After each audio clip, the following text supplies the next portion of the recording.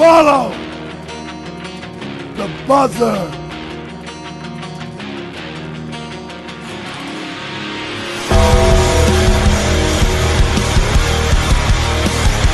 Rest in peace.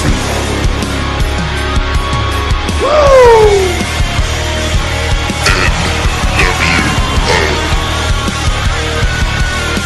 The best there is, the best there was, and the best ever will be. What you gonna do, brother? Hey, yo. Can you see me now? Strategy my Oklahoma ass. Life sucks, and then you die.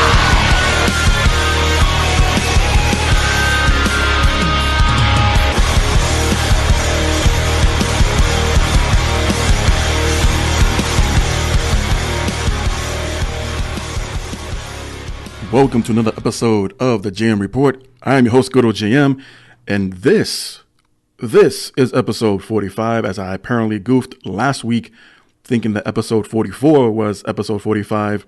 So here I am making that correction in case anyone might have misheard or realized that what I said on audio didn't match what was said in text. But here's the correction. It's been quite a busy week, and all roads leading to Elimination Chamber as far as the WWE front goes. Also, I got some AEW update, as last night there was a press conference / rally going on out in Las Vegas, and quite a few announcements. One was pretty much obvious for a lot of us. I know I was one of them, but let's just say it was confirmed last night, and I'll get into that as well. So how about we just get started here with the Raw review. Over the weekend on WWE.com, it was announced that Stephanie McMahon invited Becky Lynch over to Raw, which right away cannot be a good sign. So Raw opens up with Stephanie hosting to the crowd, trying to get some cheap pops. Sometimes I think she's a bit bipolar. She acts all babyface, but still looks for those hero reactions. And just like her brother, always having that puckered lip look on his face. She always has this little shitty grin on hers. And it's like, well, make up your mind. Are you coming out as a face? We know she's a heel. But at times it's like, we got to guess what you are now, depending on what you have to say. But not since the quote unquote speech when things are going to be shaken up back in December has she not received a positive response, at least not inside of an arena. So that's it. You know, it is what it is. So even before she got a chance to announce her, Becky Lynch just comes right out as the music hits. And I guess because she's a man, Stephanie points out to Becky that she has an injured leg still since the Royal Rumble and has yet to see a doctor. So Becky states her case that she doesn't need to, doesn't want to. So Stephanie puts her foot down and flat out told Becky if she doesn't see a doctor soon to be cleared medically to face Ronda Rousey at WrestleMania, which is still 2 months away, she will be medically suspended. Becky does not take the news kindly and attacks, knocking down Stephanie as referees and agents come down and break it up.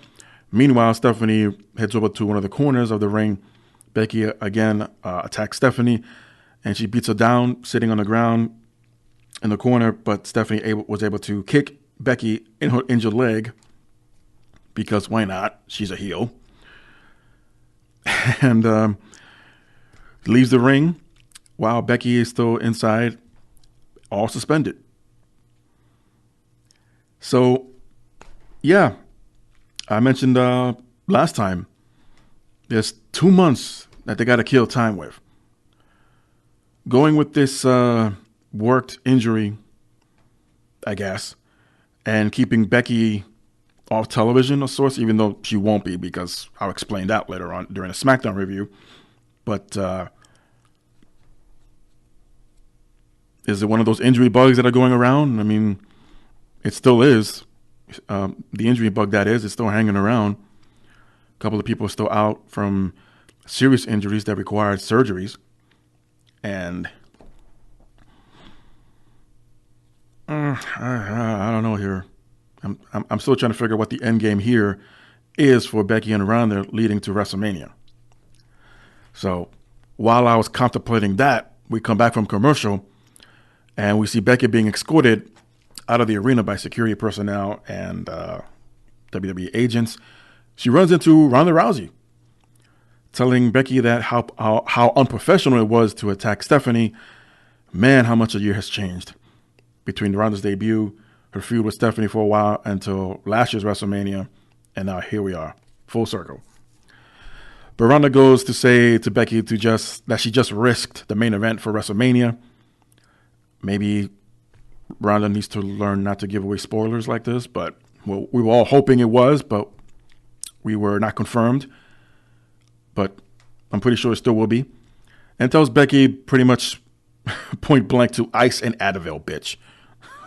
when she tried to walk away and back, and Ronda took a step back and looked down at her knee and told Becky to Advil and ice, bitch. So sounds like good advice. And Becky did not say a word throughout this whole segment and just continued leaving the arena. This led to Ronda Rousey taking on Liv Morgan of the Riot Squad. After a bit of a cat and mouse game, Ronda traps Morgan in the armbar and Morgan taps out. But Ronda was not done, as she was being booed throughout all this, gets on the microphone, vented some frustration, and challenged Sarah Logan of the Riot Squad, who she and Ruby Riott were ringside. And we go to commercial, we come back, and sure enough, it was another match with Ronda and Sarah Logan this time. Another short match as Logan would tap out to the armbar. And Ruby Riott would tease getting into the ring as she jumped on the apron, thought twice of it and jumped off and assisted her Riot members backstage. And she was interviewed quite quickly, I should say, about Ruby Riott, that if she would get into the ring with Ronda Rousey, or ever chooses to, it would be for the Raw Women's title. Nice little heel tactic there. You know, why should I get in the ring if the title's not on the line? Just like the two previous matches with the other Riot members, the title was not on the line. So, smart move. It wasn't announced, but we may or may not get this match next week on Raw. And basically a copy and paste match from the previous week's SmackDown. We had a four corners tag team match, and except there was no elimination rules in this one, to determine the number one contenders for the Raw tag team titles, as Heavy Machinery getting a second chance at a different title here in less than a week, versus Lucha House Party, versus the B Team, versus the Revival. Scott Dawson pinned Bo Dallas to win after hitting Shatter Machine, as the Revival get another title shot at Bobby Roode and Chad Gable. Hell, this is a loophole at this point to avoiding automatic rematch clauses for a championship, because you just make up a match like this, a fatal four-way, a triple threat, or whatever, and the winners are usually going to end up being the previous challengers, and they get an automatic rematch. So I'm so done with that.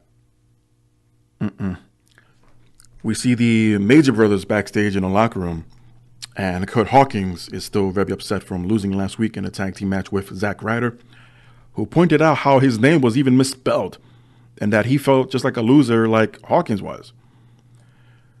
Being with the WWE for so long and all these years, they still misspelled his name. For those who don't know or don't realize what I'm talking about, when it came to the name graph where Hawkins and Ryder both came out last week, Zack, his name was spelled with an H, not a K. And yeah, I mean, must have been some rookie mistake or someone not really paying attention, because if you're going to intentionally not type in the K, you got to jump over the J to get to the H if you're looking at a keyboard. Or someone thinks that the H and the K's look alike when you type them out with using that particular font. Who knows? But Ryder promised Hawkins they will win a match, but it will be together. And there was a little smile on Hawkins' face, so hopefully that lifted up his spirits, and we'll find out maybe if they have a match next week. We segue from one Kurt to another as Kurt Angle is seen walking to the ring and was about to make a huge announcement. And they played this off as if Angle was going to be there to announce his retirement. And there was no pre-announced mention of this. Well, we knew Angle was going to be on Raw. We just didn't know at what capacity until, I believe, earlier in the day on Monday. Maybe Sunday, I'm not sure. I might be getting the times confused. But we expected Kurt Angle to show up. At what capacity, we didn't know until this point. So, again, back from commercial, Angle's in the ring. And he said that he can't beat Father Time. So just as he was about to say something really important, it seemed like, because the slow-paced speaking that he did, this brought out Baron Corbin, mocking Angle. Kurt Angle, in response, who does a complete 180, supposedly if that was going to be his intended announcement to retire, he challenges Corbin on the spot instead. And this brings out Drew McIntyre, who also mocks Angle for losing to him with his own submission back in the UK during the SmackDown. During the Raw European tour. And both men head to the ring. They surround Angle on the apron.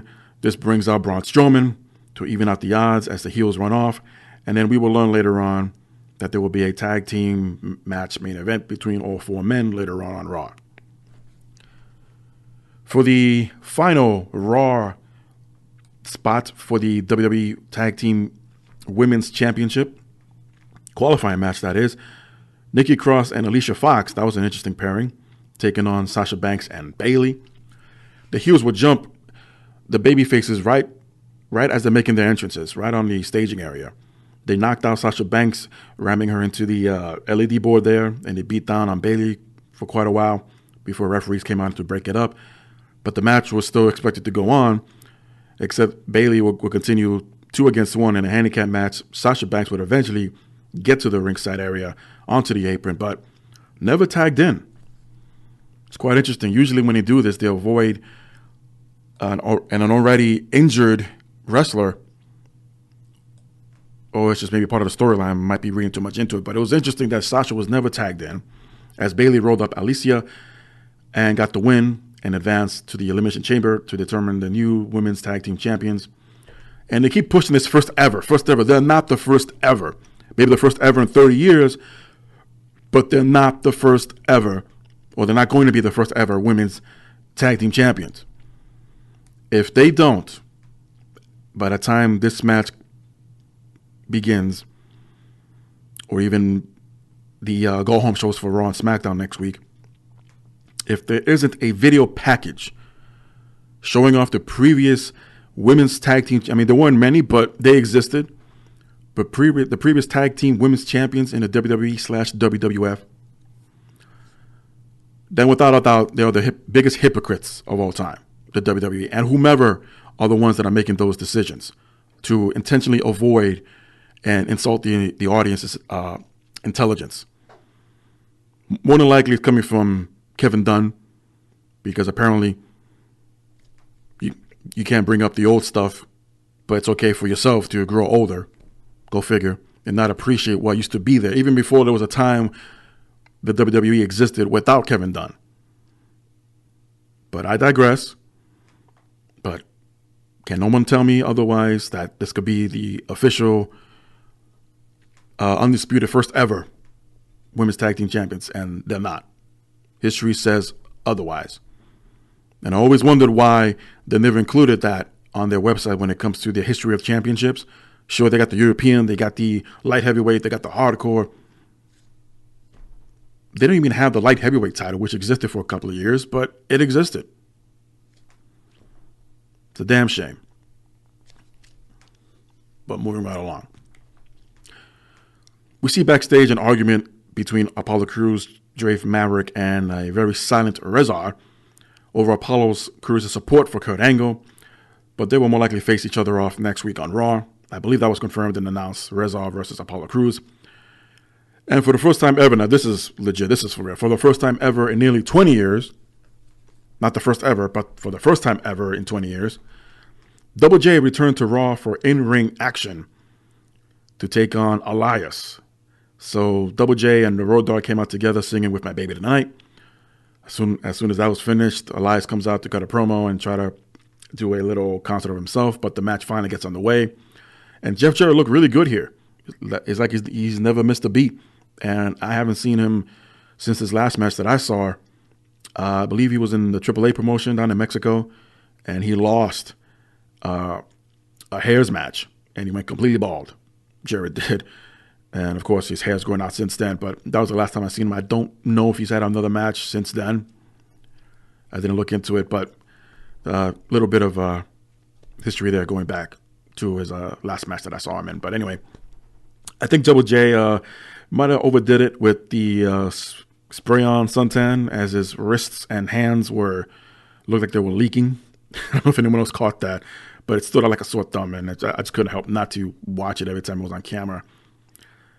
The Road Dogg tried to interfere, but Elias will knock him off the apron and hits Double J with the drift away for the win. After the match, Road Dogg returns back into the ring to distract Elias, telling him to wait and to not move. And this gave the opening for Jeff Jarrett to hit Elias from behind with a guitar that may or may not have been gimmicked.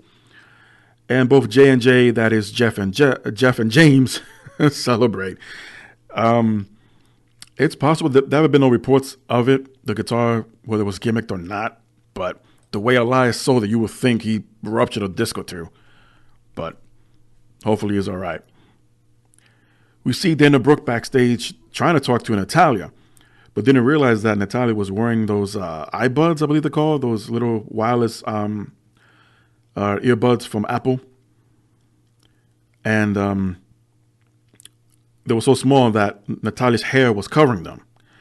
And Brooke was trying to tell Natalya that she was better, if not much better, than Ember Moon, as they teamed up last week, even though in a losing effort to advance into the Tag Team Championship tournament in the Elimination Chamber. So in order to prove herself, because, again, Dana thought that Natalya was ignoring her, she challenged Natalya to a match for next week on Raw as they go one-on-one to prove otherwise, that Dana is better than Ember Moon. Of course, it took Dana to be off screen and Natalya to pull her hair back and pull out one of her earbuds to realize if Dana was talking to her, but it was too late. We get a promo. In 3 weeks, 2 weeks from this Monday, that Ric Flair will return to Raw in Atlanta, Georgia, and to celebrate his 70th birthday. That is amazing. He looks great, and considering his health scares he's had in the past couple of years, I say what great timing, what a great number to celebrate for Ric Flair to return to Monday Night Raw in one of his backyards, if you will, when he used to rule WCW with an iron fist with, I believe, 14 world championships, at least in WCW, NWA/WCW. And it just blew my mind away. It's just amazing how much time has flown. I still think of Ric Flair from the 92 Royal Rumble, WrestleMania 8, his interference with Mr. Perfect at SummerSlam 92, his Loser Leaves Town match with Mr. Perfect on that particular Monday Night Raw. I believe it was the week after it debuted. And yeah, fast forward to now, or at least into a couple of weeks from now, the man's going to turn 70 years old. And he's still kicking me like if he was still 27. But God bless Ric Flair. It should be a very interesting celebration. More interesting to see who they're going to invite, at least for the on TV segment portion of it. I wonder if Hogan will be one of them. I believe Ric Flair was there for Hogan's birthday celebration a few years ago, which was one of Hogan's last appearance on Raw before he went away for a while. So, congrats are in order, Ric Flair, and much more after he celebrates 70th birthday. We were supposed to get a Finn Balor versus Bobby Lashley match. Instead, it ended up being Lio Rush taking his spot after pointing out how much better Lashley was than Brock Lesnar. And they've been name dropping him for 2 weeks in a row now, maybe 3. So are they setting up a Lesnar-Lashley match? Because, Heyman's going to come out at some time and point this out. He's going to bring this up that little Leo Rush has been throwing around Brock Lesnar's name. Maybe this is something they could work with after Mania. As of right now, Lesnar is not scheduled to defend the title at the Elimination Chamber, so don't be surprised if he doesn't show up at all. And of course, there's Fastlane, but that's a little too far ahead to determine any kind of card as of right now. Well, at least advertised, that is. I'm sure they got something planned up. But the match itself gets underway after Lashley beats down Finn Balor, and once again targeting his injured ribs from the Royal Rumble. But Balor will still get the win after he hits a coup de grace over on Leo Rush. And interesting how they're doing some segues, not all the time, but here and there, Raw is. As Balor leaves, he walks up the ramp, turns around one last time to greet the fans, and he walks out of sight, going behind the scenes or backstage. As soon as that happens, we hear Paige's song, her theme song, pop up as she walks up to a tremendous ovation. And she was just there to promote the movie based on her life and family, Fighting With My Family, and just show the trailer. Well, thanks for coming, Paige. We see a moment of bliss with her special guest, EC3, finally making his on-screen Raw main roster debut, but unfortunately gets interrupted by Nia Jax and Tamina, who then gets interrupted by Dean Ambrose. Now here's where things get interesting, as Dean Ambrose says that Nia has a crush on him, thus why she attacked him last week, and Renee Young had an interesting reaction on headset. As soon as Ambrose said that, and the camera cuts back to Nia to see her reaction, you hear Renee Young, oh! Like, she didn't expect that, or someone's got some explaining to do. Just a few feet away from the announce table, Renee Young had their reaction, and then he asks, who is this guy? And before he can even say anything, EC3 has his microphone knocked out of his hand by Ambrose.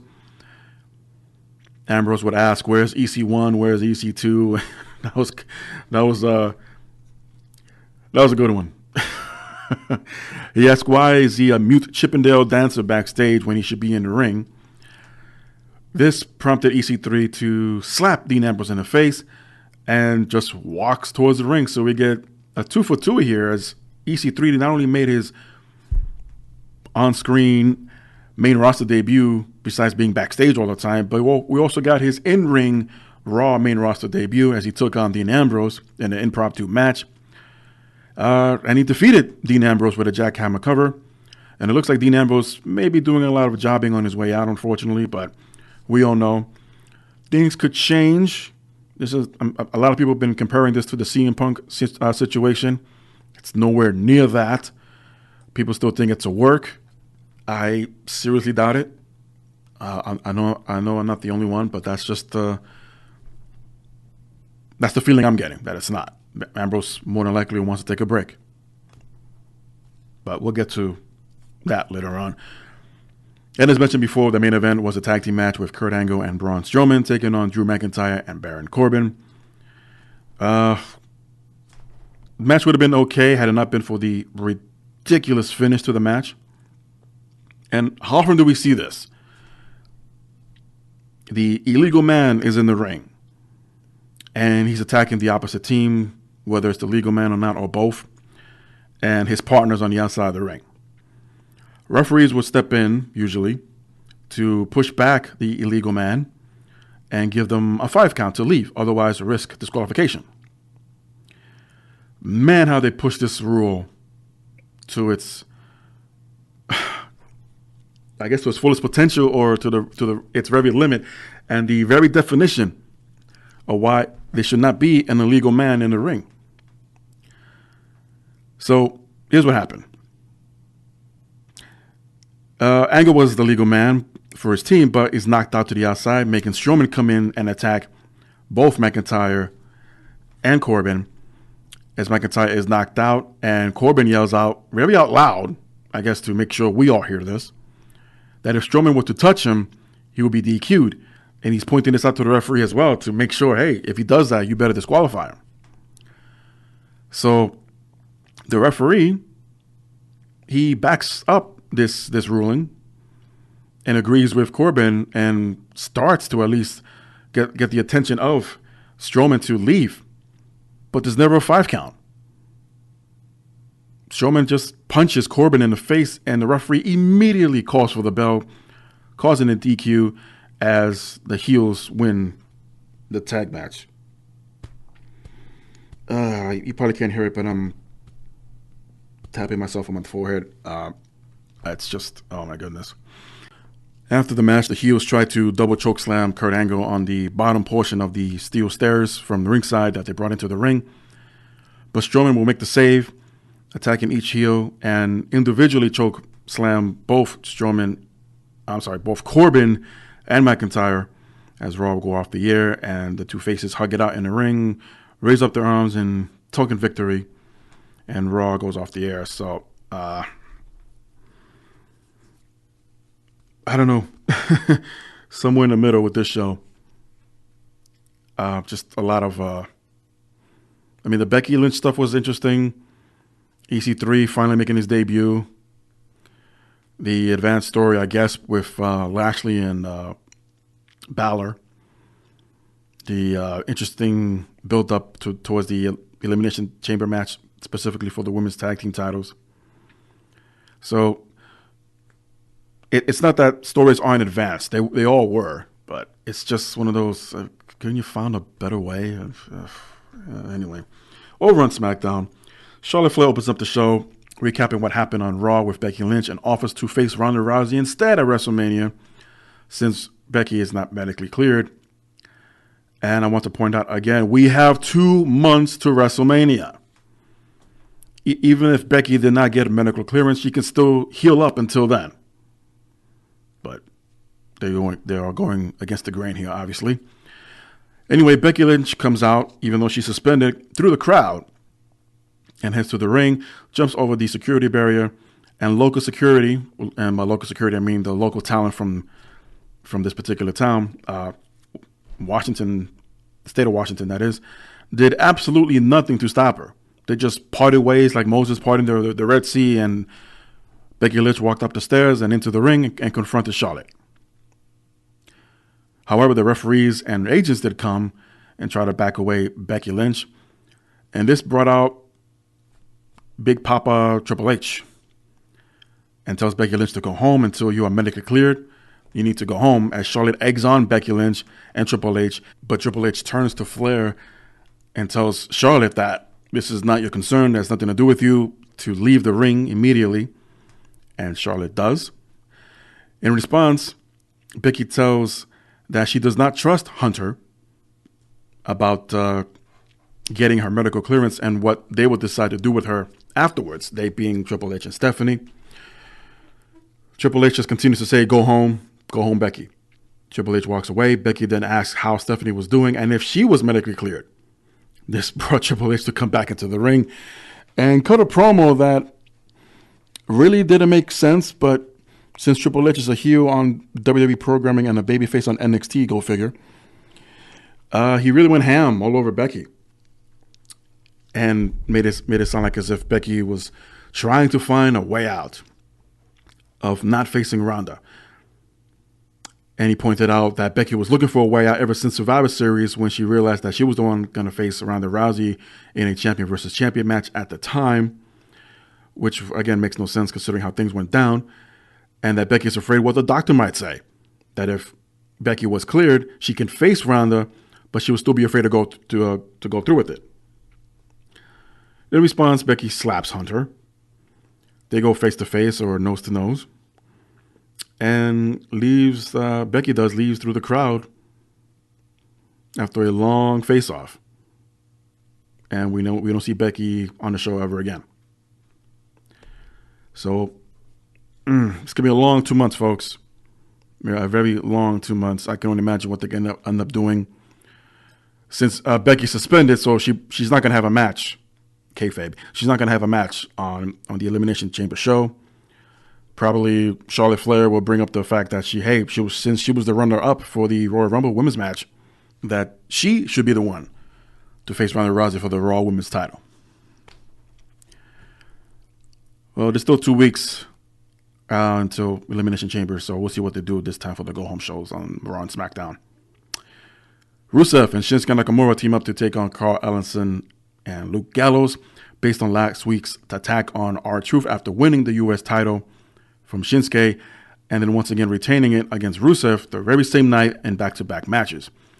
At first, the heels were not on the same page, tagging in and out unwittingly throughout the match, eventually taking control as Rusev would hit his Mamashka kick to Anderson to get the pinfall and win. And this is the one-time only team-up between Shinsuke and Rusev. Yeah, right. We see a promo from Mustafa Ali for his match against Randy Orton later on. And then once again, Paige again appears, this time on SmackDown, to once again promote Fighting With My Family. And shows up the movie trailer again. Thanks for coming, Paige. We hear about a McMiz TV talk show for next week, as they will have a special guest of the Usos, the very same challengers for the Elimination Chamber against the SmackDown Tag Team titles. We then do get to see Mustafa Ali take on Randy Orton in a great match. If you didn't see this, you got to watch this match. After taking a sick-looking superplex from Orton, Ali he does make a comeback here with high drop kicks and jumps on the second turnbuckle on the inside. Orton looked like he was about to counter whatever Ali was going to do, whether it was a moonsault, and Orton got into his RKO position. But Ali didn't bite as he faked him out. He would eventually knock down Orton, and once again, Ali will climb up, this time to the top rope, and set up for his inverted 450 flash. Wow. His 450 splash of the 054. Orton pops up. He yanks Ali's ankles from the top rope and catches him in the RKO on the way down for the win. I mean, wow, there are definitely more different ways that we yet to see Randy Orton catch his opponents in the RKO position. It is just, wow, this one I've never seen before, to be honest. I'm sure it was done elsewhere, but for the first time for me, this past week on SmackDown. After the match, Samoa Joe comes in and chokes out Randy Orton with the Coquina Clutch and kicks Ali while he was down. And this segues into Daniel Bryan just walking towards the ring to cut a promo. And Joe walks up the ramp and cuts off Bryan, but Eric Rowan interferes, thus denying Joe the attack on Daniel Bryan as Joe leaves the area. And we get back to Bryan's promo. At first, the announcers were promoting this as Bryan about to file a complaint with the WWE. Okay, this should be interesting. But not really, as Bryan put over the state of Washington where they were for SmackDown, as the rest of the world is not as smart as Washington. For example, eating themselves away with fatty foods, and that the old WWE title was a symbol of Exis, EX, says, and that he is the planet's champion and does not want the old leather championship belt to return. Again, so what's the complaint here? Jeff Hardy was backstage and conducted an interview saying that he'll be the one to shut up Daniel Bryan inside of the Elimination Chamber for the WWE title, only to be interrupted by AJ Styles. There was a lot of interruptions here this week for Raw and SmackDown. And Styles says that he will be the one to stop Daniel Bryan and regain the championship. And this segues into the 3-women tag team match. And all of these teams, matter of fact, from SmackDown are all representing the brand at the Elimination Chamber for the women's tag team title inside of the same match as Mandy Rose. Sonya Deville teamed up to take on Naomi, Carmella versus the Iconics. By the way, none of these teams qualified. All of the qualifying matches were happening on Raw. This goes to show you the unbalanced numbers of the women's roster between both shows. Anyway, Rose gets the pin over Naomi. And yeah, I just cut straight to the finish because I just got tired of listening to Corey Graves on commentary about Mandy Rose and the constant back and forth arguing in any match to be honest, but this was just over. It was just too much. Andrade and Zelina Vega were backstage cutting a promo on Rey Mysterio when they attacked him last week, and that the legend of Andrade will begin with the end of Rey Mysterio's legacy. So I like how they are still continuing with this feud, and they may or may not stretch it to WrestleMania. And yeah, it's kind of, I'm kind of putting myself on a spot there. Like, how is this more interesting than what they're doing with Ronda and Becky? Because Rey was not on the show. That helps. So you would have to tune in the following week to see Rey's response, and chances are Andrade may not be on the show on SmackDown next week. So there goes 2 weeks. You just killed 2 weeks in that span of 2 months that you got to get through. So now there are, instead of 8 weeks, you got 6 left. I'm not saying not to have Becky Lynch on every single show. Now that she's suspended, it would be interesting to, I guess, move away from that storyline for a while and probably listen to Charlotte Flair and Ronda Rousey on each show, stating each other's case of what should happen for Mania if Lynch does not return on time. But again, you got 2 whole months. Since Asuka, someone else was not on the show, since Asuka was not on SmackDown, they showed us a video package of her kicking ass. And no word as to why exactly, but I guess they just didn't have anything for her. And her being the women's champion on SmackDown, go figure.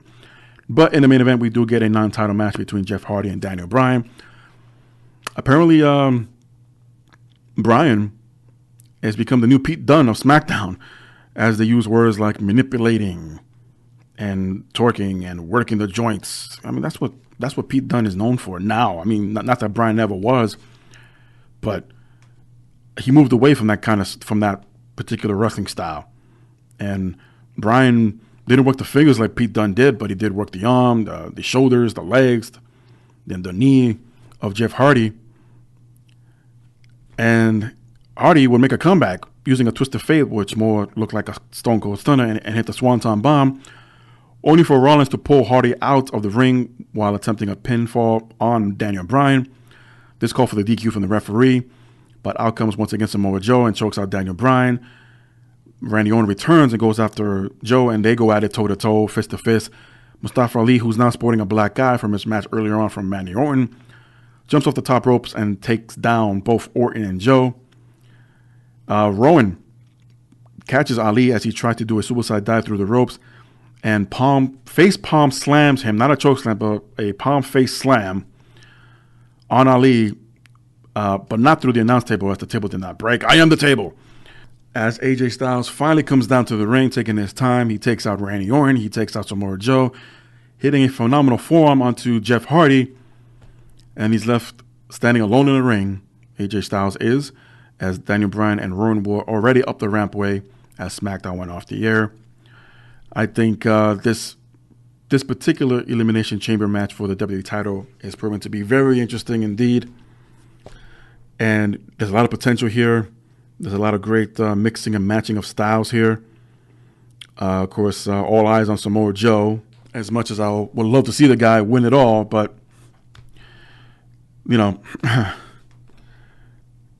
he really has to remain off the injuries list. I mean, I'm not saying he's injury prone, but every time he comes close to a nice push, something happens. So I don't know if it's someone backstage with a voodoo curse on him, but I'm not the one definitely who's jinxing him. I really want to see Joe at least have one title run in the WWE before he moves on.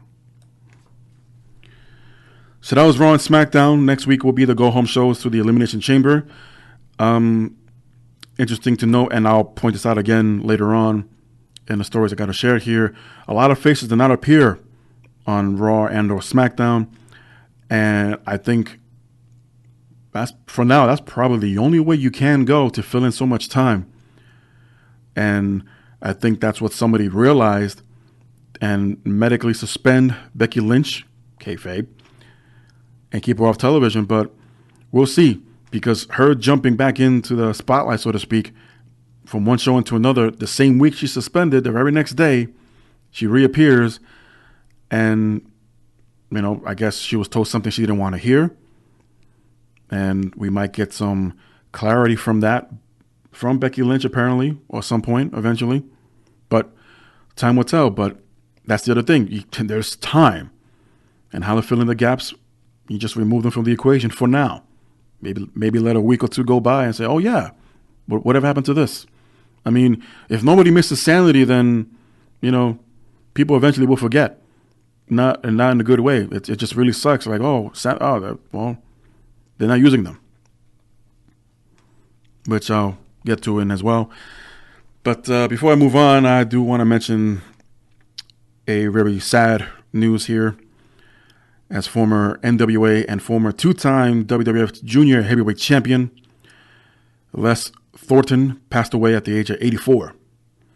The announcement was made by his wife on Facebook, reading, "It is with great sadness we share that Les Thornton peacefully took his leave on February 1st, 2019 at 11:15 a.m. with his devoted wife, Terry, at his side." Thornton was mainly used as an enhancement talent during the Hogan era in the WWF, but saw great success in Japan, the UK, Canada, and many European territories as he would win multiple championships, especially throughout the NWA territories. But if you really want to get to know who Thornton was, there was a tag team match as he teamed up with Mick Foley and took on the British Bulldogs back in the late 80s, and that's up on YouTube if you want to check it out. But my thoughts and prayers go out to the family and friends of Mr. Thornton as they're now going through this very tough time. Sunday Night Heat returned for the first time in 20 years, much like Jeff Jarrett did return to Raw, as we saw during the streaming services of the WWE, including YouTube, the network, Facebook, Twitter, and I believe Instagram as well. As there was a 6-man tag team match from NXT as the Velveteen Dream teamed up with Ricochet and Aleister Black, taking on Johnny Gargano, Tommaso Ciampa, and Adam Cole, straight out of the WWE Performance Center in Orlando, Florida. They should do more of this, by the way. Shawn Michaels was on commentary with Vic Joseph from 205 Live. The match itself took about 20 minutes, and interesting to see how they transformed a portion of the Performance Center into like a mini arena. Even though the entrance was pretty much the same one they used to practice when they are training there. I thought it was a nice, I guess, little Easter egg of sorts, or maybe a throwback, depending how much you follow NXT. And there were more NXT talent and family and friends that there were actual fans from the area. But hell, if I known this is where it was going to be held, I would have gone to see it myself. Considering what kind of game we ended up seeing on, what was it, CBS, the big game. Yeah, I definitely would have made that 2-hour trip out there, but oh well. It is what it is. But at the end, the babyfaces were victorious at Velveteen Dream, Ricochet, and Aleister Black would win. And yeah, it was a great match. A lot of high flying, a lot of suicide dives, a lot of great portions here. Shawn Michaels put over everyone, as he is one of the full-time trainers at the Performance Center, so it makes sense for him to be one of the commentators. So very great match. It's already available on the social media pages in its entirety, because what they did was, for the 2 hours prior to this, there was a live stream of the best of NXT matches for the past couple of years leading up to Halftime Heat, and that lasted for nearly 2 hours. So if you want to cut through all of that, just go jump ahead 2 hours and watch the last 20 minutes of the match. Besides, and I mentioned this before, besides the fans, Wolf and Killian Dane are asking, where is Sanity? On Twitter, as the two have been recently posting about the lack of TV time. It first started a few days ago with the hashtag, where is Sanity? And Killian Dane has now made more comments, pointing out on his Twitter that instead of being at the SmackDown live events, he was at home. And at the end of the post, saying, was it something I said? Referring to his tweets from the past few days. Although Dane was not present at the live house shows, Wolf and Eric Young were at the SmackDown events, along with his wife, Nikki Cross, on Monday Night Raw live events. Sanity has not been on television since December of 2018. Doesn't sound like that long ago, but you have them available. I mean, it's great that they're pushing heavy machinery as they are, but I mean, if you want to go by, I guess, seniority, Sanity was there first. And if they're not meant to be a part of the tag team title picture anytime soon, then, well, at least have them come out for one-on-one matches with someone else. I mean, we already established that you can produce one of the 205 Live wrestlers to jump the line and have a match, at least with Eric Young. But no one's asking me, so I'm good. So let's get down into some interesting news here. Has AJ Styles signed a new contract with the WWE? Well, Styles denies this, as he shut down the rumor on Twitter, and it seems as though, for now, he has yet to re-sign with the WWE, saying, "What was that? Are you sure? Please let me know more because I know nothing about this," replying to Wrestling News World on their Twitter account, as they claim that Styles did re-sign with the company, but Styles picked up on this as he was tagged in the tweet and shut down that rumor immediately. So there's that. Last week during his podcast, Jerry the King Lawler, or actually Dinner with the King, he addressed Nia Jax's Royal Rumble entrance with R-Truth replacing him in the match, in the men's Royal Rumble that is, saying that Nia hit Truth hard enough that it sent him face first into the wall in the entryway. Lawler would say her first move, and this got her great heat for real. She blasted poor R-Truth and knocked him face first into the wall. He was hot, real hot. He was really hot. Let me tell you, they were having to hold him back there. She made it look good, and it was very impressive, according to the King. While Truth has not said anything about the matter at all, and Nia would initially post a response on February 1st saying, "Ha ha ha, you guys stay talking about me. Well, since it's super cold outside, give me all the heat." This is why I love Nia. The story got more attention after Lawler's show due to Rejaws.com report that R-Truth was hurt and that he had to be held back by agents in the backstage area. While their report initially claimed ankle and facial injuries, WWE.com later updated footage of R-Truth searching for Nia backstage, giving the impression that Truth's reaction over Nia's attack was a work. Nia would post pictures from the Royal Rumble backstage of pretty much the same area, the same settings backstage, where R-Truth is seemingly on good terms with Nia Jax as they confronted each other. Nia's all smiles and hugging R-Truth. So had the cameras kept rolling on this backstage footage for the website, they would have shown Truth running into Nia, getting hugs from Jax herself. So doesn't seem to be at least no heat between Truth and Nia Jax. So although Truth has been off TV this week, the U.S. champion was not on television, just like the women's champion. So as far as the injury goes, may not be so serious, but if there is an injury, they're probably not taking any chances. And this adds to the argument of how safe Nia is to work with. She's still getting a lot of TV time, so there's your answer. Another man and name that was not on TV this week on Raw in particular, Seth Rollins, is reportedly dealing with an ongoing injury that would keep him out of the ring for the next month.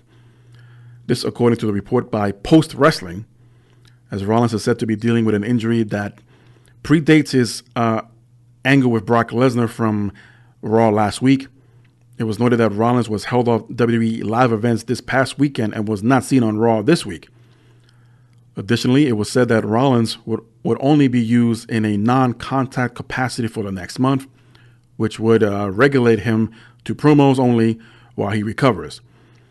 And this also may make more sense why he doesn't have a match at the Elimination Chamber.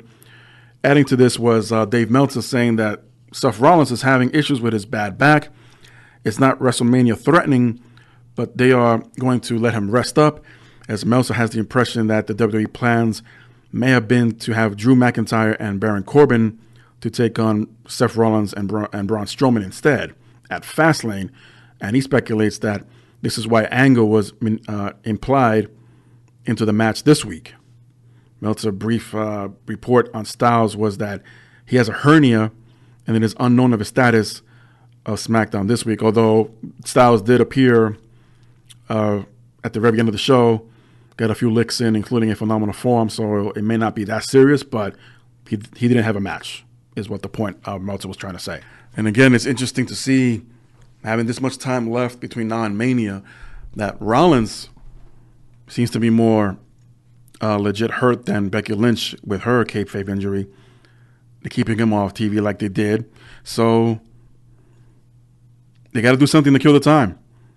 And I guess if Meltzer's correct here of Angle replacing Rollins in a tag match this past week on Raw, definitely but makes things more interesting. And instead of waiting for Fastlane, we might see this tag match happen at the Chamber pay-per-view instead. But time will tell. They can still hold off for that tag match to Fastlane like he originally said. But the man's hurt, and he needs time to heal for the biggest show of the year they're going to have for WrestleMania.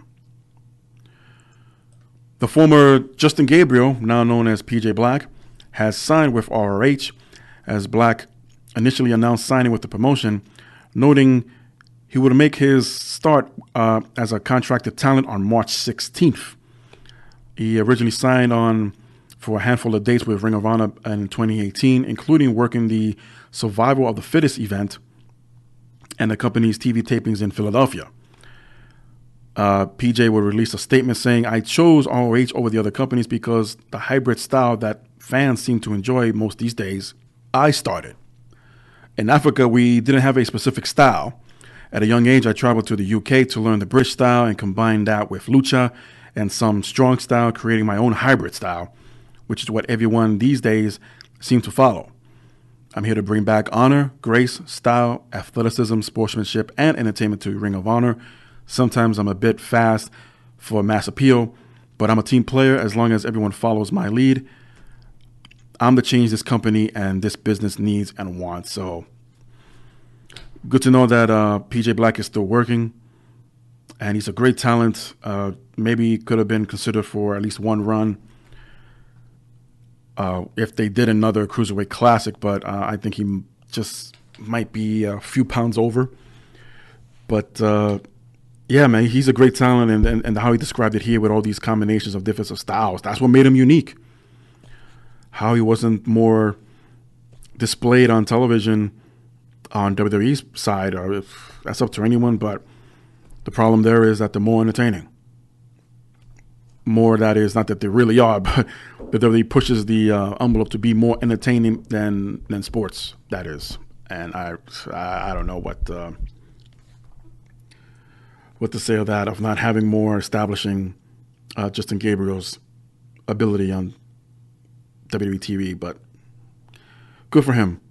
And good luck, I say, to PJ Black. PW Insider reported that the original Hart Foundation of Bret Hart, Jim Neidhart, and Jimmy Hart will be inducted into the Hall of Fame this year of the WWE, as Dangerous Danny Davis, Owen Hart, Brian Pillman, and Davey Boy Smith are not set to be featured in the inducting group, with the ongoing issues between WWE and Owen Hart's immediate family likely to be the reasons why, at least as far as Owen Hart's name is concerned. By the way, you could listen up on the Talking with JM episode I did with Georgia Smith, who is the niece of Owen Hart, and you can listen into her point of view and her family side of things as far as what's going on with Owen Hart and the WWE Hall of Fame. So look that up through my archives on my YouTube channel. The induction itself about the original Hart Foundation will make Bret Hart and Jimmy Hart a two-time inductee into the Hall of Fame, following their solo inductions back in 2006 and 2005, I believe, respectively. So I say it's about time, and it's quite fitting considering that of all the names mentioned, Jim Neidhart was the most recent one that we lost, and I'm sure this will make Natalya very, very happy. But there will be more on possible inductees in a little bit. Catch News, with a Z, shared a commercial out of Canada as the next WWE Superstars shakeup will take place in April, right after WrestleMania 35. On April 15th, and 16th, which is Monday and Tuesday, respectively, for Raw and SmackDown, as local advertisement in Montreal have revealed that the roster's realignment will take place on those dates. Both events will take place in the Bell Center in Canada. And this broke over the weekend. I should say early in the week between Monday and Tuesday, the video of the commercial was placed online.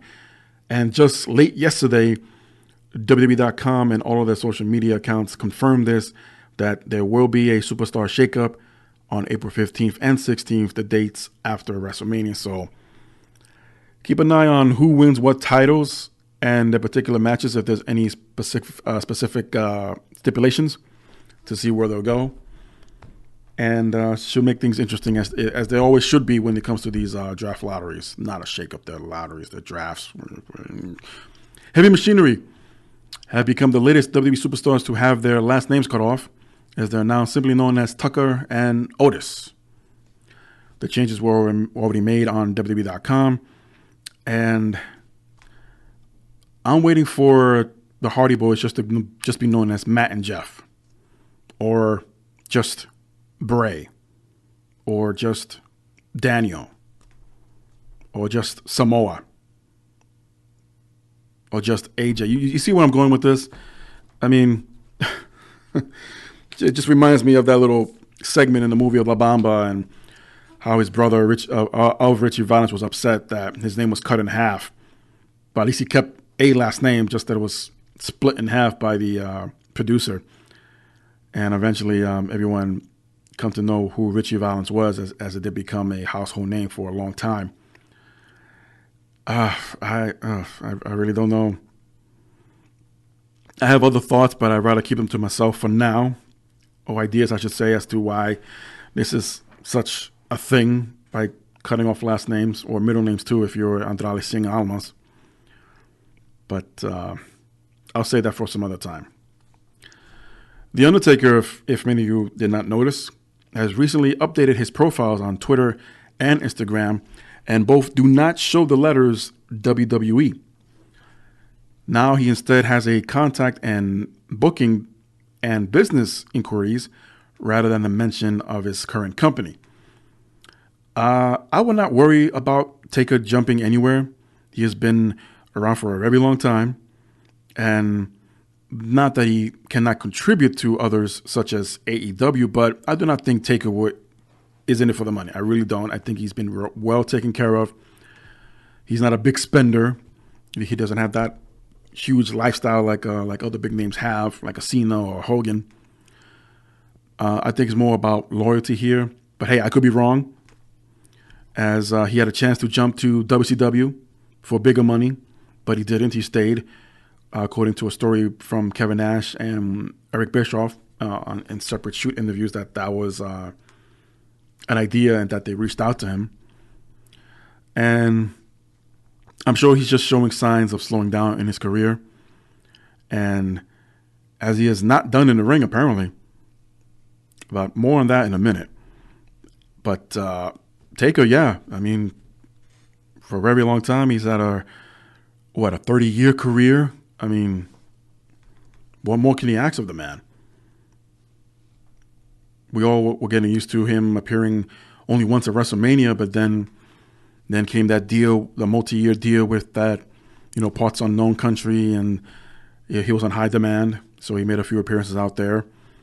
Of course, he'll make occasional appearances on anniversary specials of Raw and SmackDown, or special occasion episodes of Raw and SmackDown.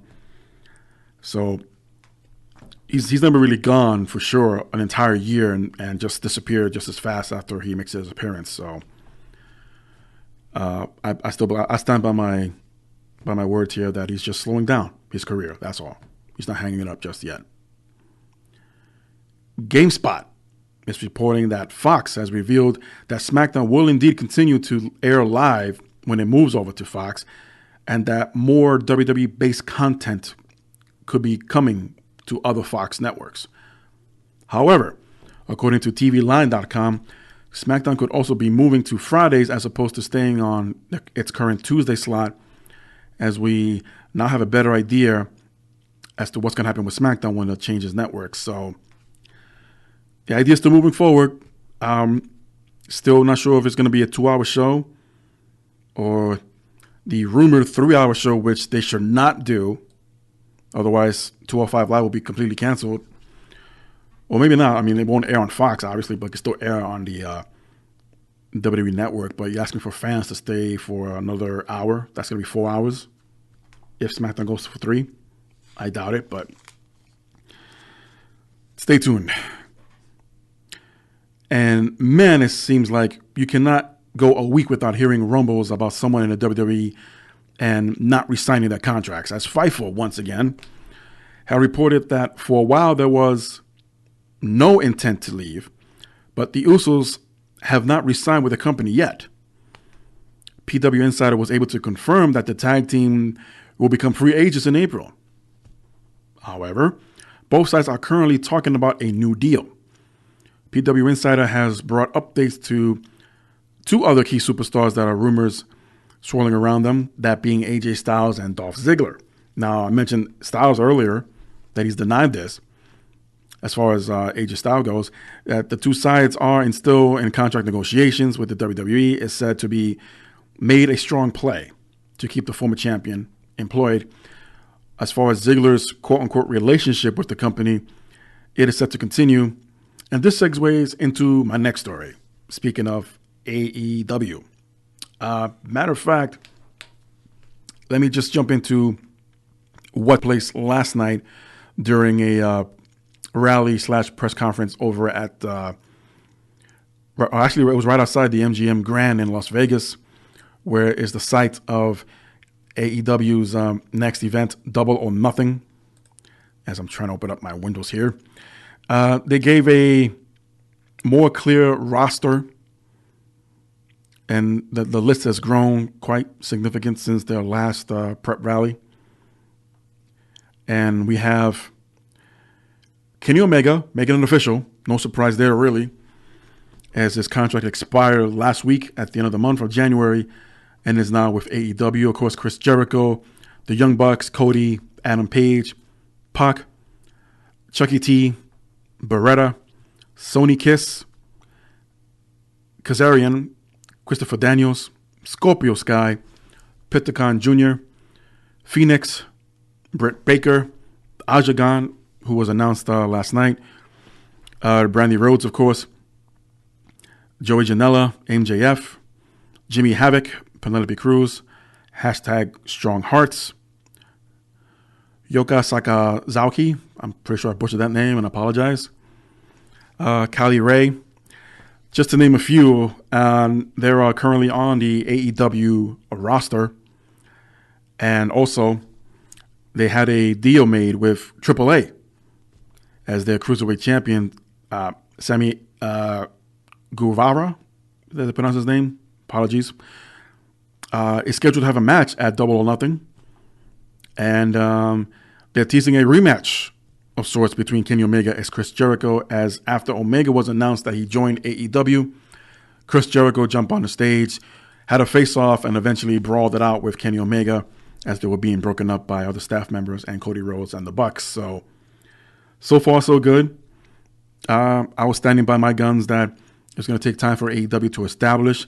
I'm sure many of you have seen that meme about AEW is only a t-shirt company because they've yet to establish a actual event and haven't had any matches announced for the upcoming event on Memorial Day weekend.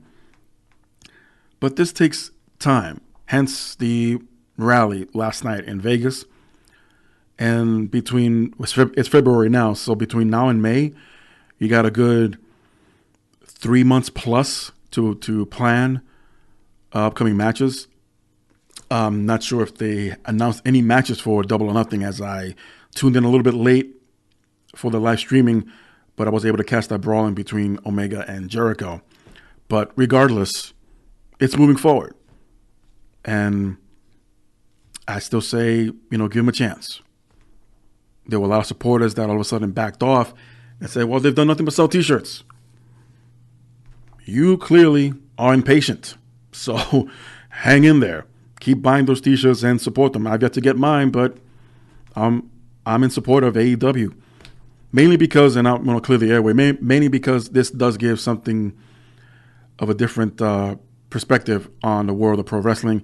Yes, there's Lucha Underground, but they're seasonal, and there's still no word of whether or not they'll return to El Rey Network. So the jury's still on that. And AEW, they've yet to announce an official TV deal, which I'm sure will more than likely be on a weekly basis and not clash with current WWE or Ring of Honor TV spots going head to head, because that would be a not so smart thing to do. We've got to learn lessons from WCW and Impact Wrestling. Yeah, I did work for WCW for a while, but after nearly 2.5 years, it was just the same boring shtick over and over again. And that was their biggest mistake, among other things, but that's what many fans caught on. They're eventually just sticking to one side, and that being Monday Night Raw. So, continuing on here with more AEW news, since I haven't mentioned it up until now, but except with the Undertaker story, according to WrestleVotes, AEW has made a significant offer to a current WWE superstar to join the new promotion. This was posted back on Tuesday, noting that they couldn't reveal which talent it is, WrestleVotes that is, but they were a current big-time WWE star, and the deal was almost too good to turn down. It's worth noting that they clarified their original comments with some that were questioning how valid the story was, and the offer that is, saying it could be a case of the talent with an expiring contract and not someone necessarily locked up for a long-term deal. Some of the names being as a possibility from the ones that I mentioned a few minutes ago were Randy Orton, but he might not actually be the one that they were talking to, as some of the people were speculating. On Wednesday night, the Fightful SmackDown post-show and the managing editor Sean Ross Sapp addressed a recent report by WrestleVotes that said that the AEW made a significant offer to a current WWE star to join their promotion. It was explained that Orton was the rumored name involved, but Sapp elaborated that Orton has been heard saying he's open to the idea in talking with them, not that any type of offer had been made. It's also worth noting that later on in the same show, a viewer responding to Sapp's comments cited a past issue of the Wrestling Observer reporting that Orton has signed a 10-year deal with the WWE. So if you want to go back to February 1st of 2010, that was the particular date of the Wrestling Observer newsletter, and it contained the following regarding Randy Orton's status at the time. Orton has signed a long-term contract. One report has it a 10-year deal. He has also got a $600,000 Mania payoff that year of 2010. So he still has another full year, Randy Orton does, before this current contract expires. So maybe as a plan B, I mean, he's been with the company since day one, Orton has. At the beginning of his career, yes, he was in OVW and sorts, but as far as a big-time company, WWE was really the only place Orton has ever been in. And for him to jump anywhere would be quite interesting, and probably a low blow to the company that he helped create in the early 2000s to establish new superstars at the time. Ivelisse has joined a class action lawsuit against Lucha Underground, as this was reported earlier in the week. However, Ivelisse recently spoke with Fightful about what's next for her, including a possible MMA career. And here's what she had to say. I didn't really want to post that being her status with Lucha Underground a few weeks ago. And she goes on to say, when I was able to find a different approach to my situation, I let that die down a little bit. It was very out of desperation sort of thing. I can confirm on my side of things, it's crickets since season 5 of Lucha Underground. It's sad when it comes to my situation. I'm hopeful it will resolve soon. Who knows, maybe MMA is something I'll explore soon. But at least she's planning ahead. I mean, if pro wrestling is not her end-all to be-all as far as her career goes, but MMA, sure. I mean, it's been attempted before, not all were successful, but I believe she might be the first pro wrestler to jump to MMA. I know she has an MMA background. I don't know if she's had a run or a career in MMA, but if Bellator or UFC are interested, I say why not? I mean, she has the credentials, very popular as well, so go for it, girl. Rob Van Dam has an upcoming documentary being released on February 19th, only on iTunes, Google Play, and Vudu streaming services. And if you haven't seen the trailer, I say check it out. It's almost life after pro wrestling, even though Van Dam has yet to officially announce his retirement, but he's had attempts at stand-up comedy. He also talks about his run with WWE, ECW, and Impact Wrestling. Press release was released to all wrestling news outlets, and I'll just read a little bit about it here. It's a journey across the country for this life-changing post-pro wrestling life in the candid and unflinching documentary, Headstrong, giving an honest look into the life of an athlete known to millions around the world as RVD. The film captures him on the road during stand-up comedy. While on tour, an unexpected roadblock paves the way for an exploration into the realities of professional sports. What follows is an unforgettable roller coaster as RVD gives an unprecedented and unique look into the world of professional wrestling and his one-of-a-kind strategy in life. Back Row Studios works on conjunction with RVD Productions to produce Headstrong, a feature-length documentary that will be released on February 19th, 2019. So there you go, something to look forward to on streaming services. I will definitely take this a look. I'll give it a look and see if I can do a bit of a review here and try to not give too many spoilers in the process. And with that said, I just want to end on this last story here. Hashtag Let Chyna In has been growing for the past few days as a video has surfaced of Chyna that was filmed about 2 months before she passed away. Obviously, many fans want to see her into the WWE Hall of Fame. They want to see her get inducted. Who knows who will do the actual inducting, who will be there to accept on her behalf. If you have any thoughts or ideas, leave them in the comments below. But I'm going to leave this episode with one of Chyna's last words ever recorded to not only her fans, but to the people that she really was trying to reach out to at the time. And you decide. So with that said, thank you for joining me. Everyone enjoy the remaining weekend. So till next time, it's good old JM. And here is Chyna in her own words. I feel like I look great. Lots of good stuff happening. So I'm thrilled about that. One of the things that I've been having difficulty with still is my communication with the WWE. I've been trying to convey that through the Hall of Fame and asking for sit-downs, and I think the more that I go out to these shows and appearances, I realize that it's more about family and how much I miss my family, and I don't want to show up at all these places with my brothers and sisters that I was in the trenches with, on the road with, that I love, were a huge part of my life.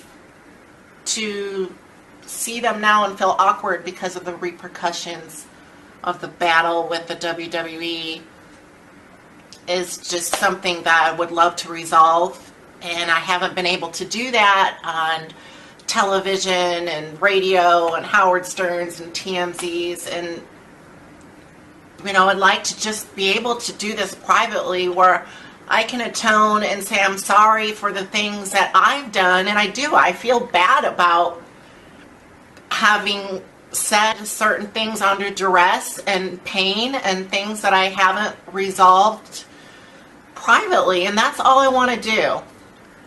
So in the meantime, I just want to tell everybody how good things are going and how excited I am to show you what's coming in the future, and to thank you for all your love and support. Peace, and I will see you in the next smoothie video.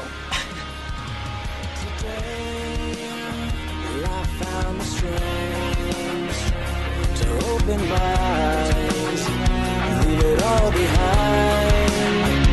So open your mind.